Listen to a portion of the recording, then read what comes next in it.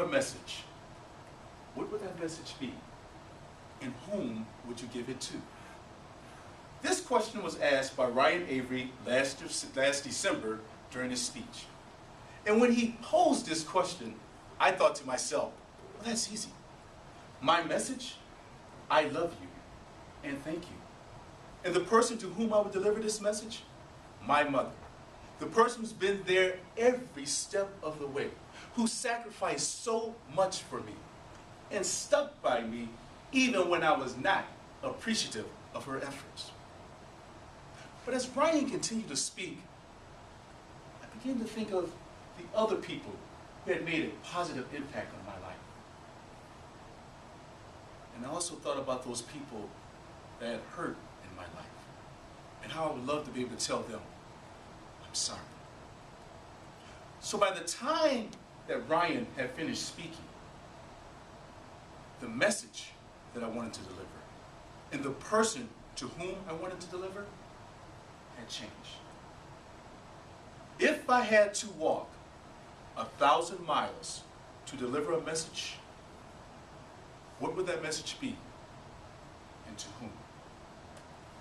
My message would be this. Number one, be thankful. Number two, know and accept yourself. And number three, say, I love you. And who would I deliver that message to? Myself. Be thankful. I would tell myself to remember the lesson of the birth of my son. May 8th, 1999. The day that my son was born, which should have been a joyous occasion, became a very traumatic experience. Because the doctors came to us and said there were complications. And we're not sure that he's going to make it. And even if he does, he has gone a long period without oxygen. And there will surely be brain damage. Contrast that with May 10th, when that same doctor came to us and said, I can't explain it. I don't understand it. It's a miracle. Your son is going to live. Each and every day that I looked at that son of mine, I realized how lucky, how blessed I truly am, and how insignificant these things that I call problems really are. When in doubt, realize that I have so much more to be thankful for, that there is no reason ever, ever to complain. So number two, to know and accept who you are. I remember very well in August day, 1981, I was in Gainesville, Georgia, at my maternal grandparents' house. And my paternal cousins had come by to pay a visit. We ran through the house, went right past my grandfather, didn't say a word, ran down the steps, and played. But let me tell you a little something about my maternal grandfather. This was a loving man, robust, strong man, who when I was a little boy would take me with him when he would go feed the pigs, or would take me with him when he would go hunt for rabbits. Or if he decided he wanted to go for dinner, come on, grandson, let's go.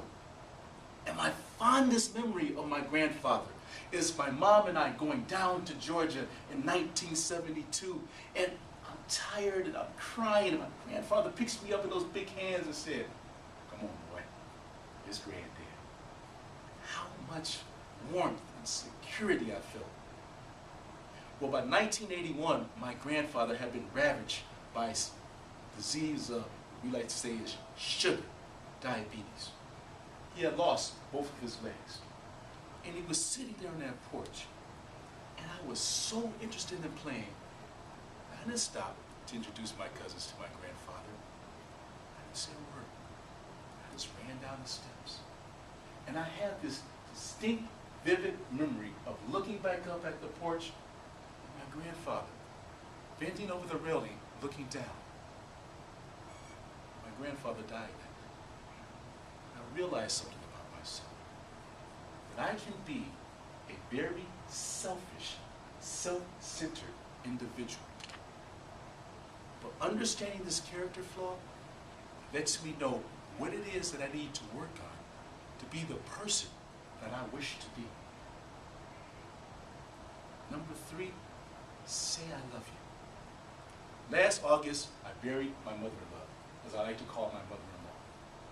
In February, she had been diagnosed with a heart that was just failing, and there was nothing else they can do. So we made sure to say we love her. We did the picnics, the barbecues, took her out to get some ice cream.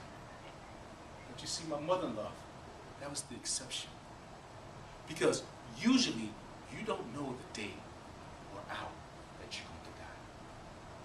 So that lesson to myself is, take the time to say, I love you. Reach out to those who mean so much to you. Just give them a moment of your time.